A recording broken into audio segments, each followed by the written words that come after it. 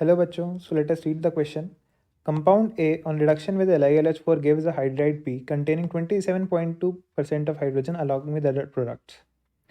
1 mole of hydride P and 2 moles of ammonia at high temperature give a compound Q which is also known as inorganic benzene.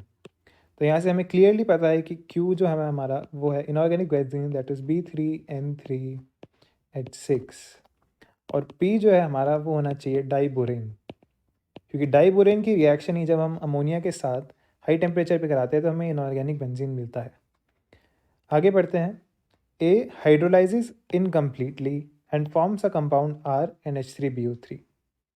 अब जैसे ही इसने कहा कि ए incomplete hydrolysis देता है तो यहाँ से हमें पता चल जाता है कि जो ए है वो बोरॉन का हैलाइड है एंड स्पेशली बोरॉन का फ्लोरीन के साथ हैलाइड है, क्योंकि इकलौता BF3 ही है जो पार्शियल हाइड्रोलिसिस दिखाता है, बाकी सारे हैलाइड्स कंप्लीटली हाइड्रोलाइज हो जाते हैं। तो जब BF3 की रिएक्शन हम H2 के साथ कराते हैं तो हमें मिलता है HbF4 प्लस H3BO3। तो ये हो गया हमारा R। अब क्वेश्चन आगे पढ़ते हैं। In hydride P select the correct statement. ठीक, तो हाइड्राइड P क्या है हमारा? हाइड्राइड P है हमारा diborane. Option A the centre atom has trigonal planar geometry, गलत। B2H6 में sp3 ज्योमेट्री होती। Next, all hydrogen atom lie in the same plane. Structure draw करते हैं B2H6 का।